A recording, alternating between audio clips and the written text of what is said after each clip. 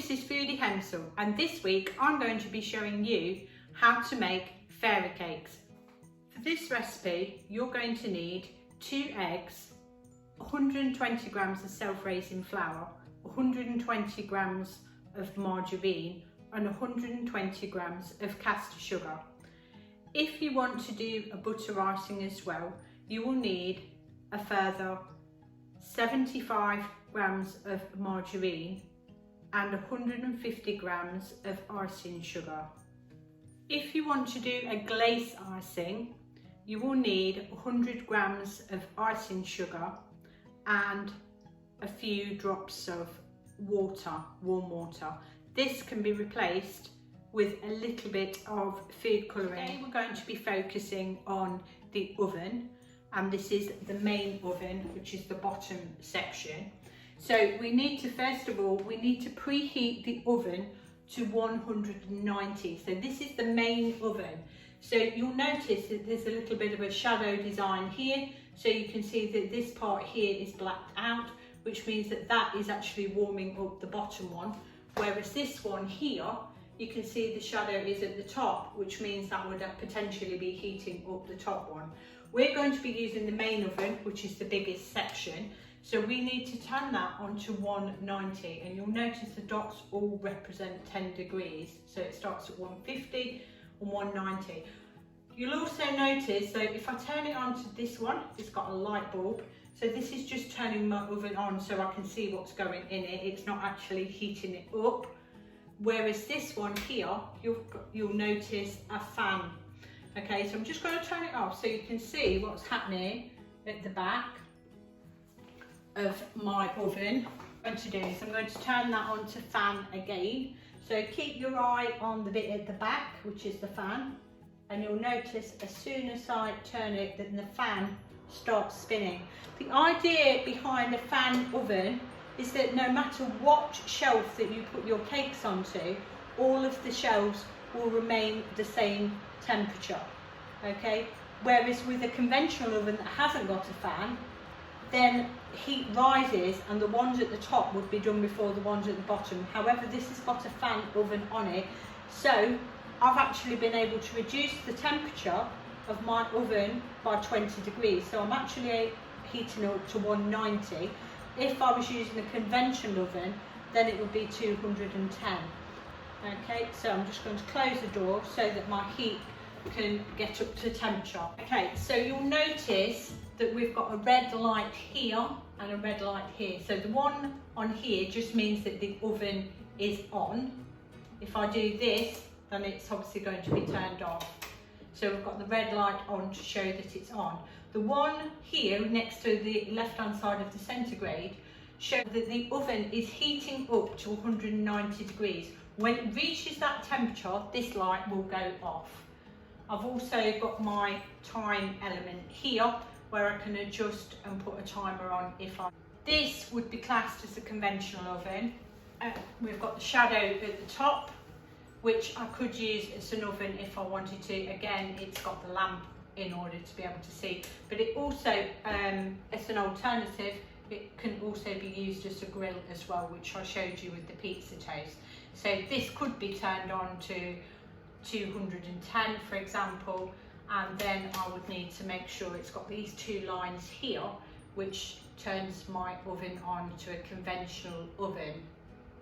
Okay, so I'm not going to be using that today, so I'm just going to turn it off. And again, with the same situation, the red light will turn off as soon as it reaches the temperature.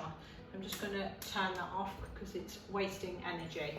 Okay, so I've got my oven preheated to 190 degrees centigrade and we're ready to go. Okay, so I've got my mixing bowl and my mixing spoon. So I need to put, it's an all-in-one method.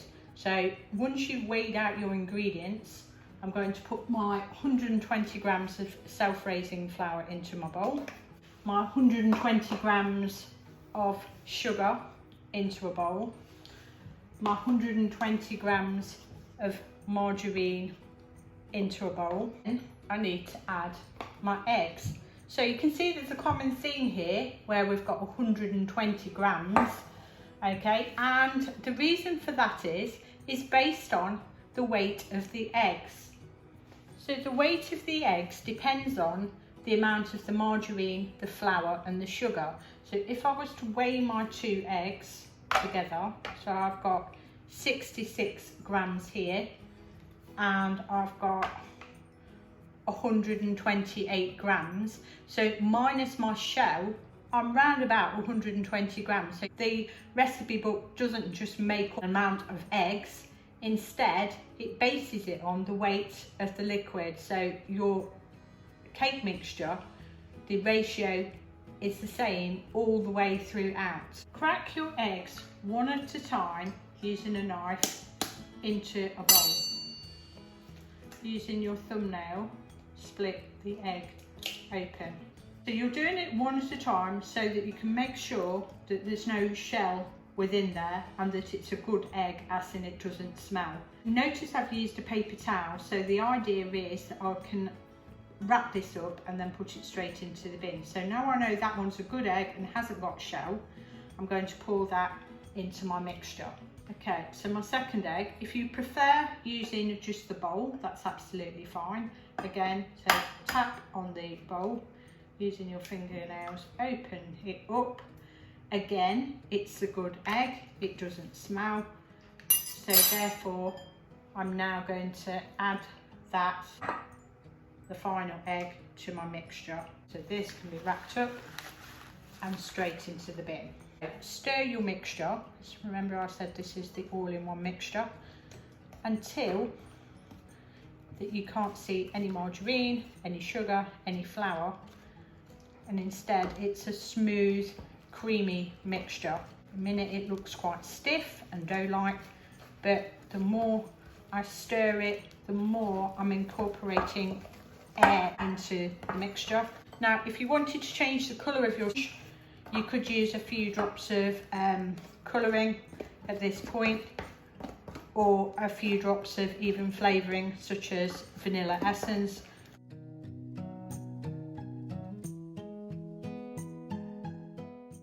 Keep stirring it, because the more we stir it, the more air we're incorporating into it. So we are beating our mixture. If you want to use your vanilla essence, you only need a few drops. A little changes a lot. So I've got 2 drops there, that will be enough. That's my Madagascar vanilla extract.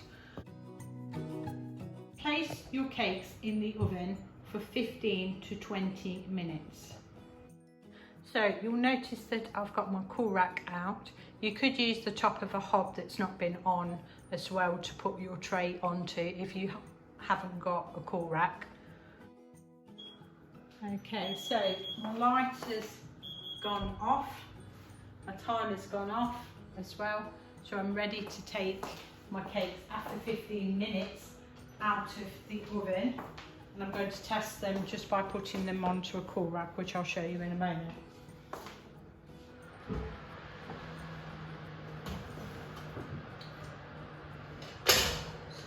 Using oven gloves. Just want to place these onto a cool rack.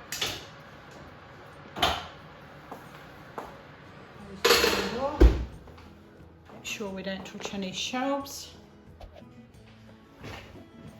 Okay, so you'll see that they're risen, but the fingertip test I was talking about is whether they actually bounce off the fingertips, which they do. I'm actually thinking, looking at the centre of the pink bit, that they probably need another 5 minutes just to dry out that sponge.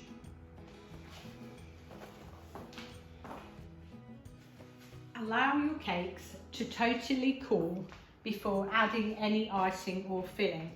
This will prevent you burning yourself when touching the tray and allow your sponge to cool down.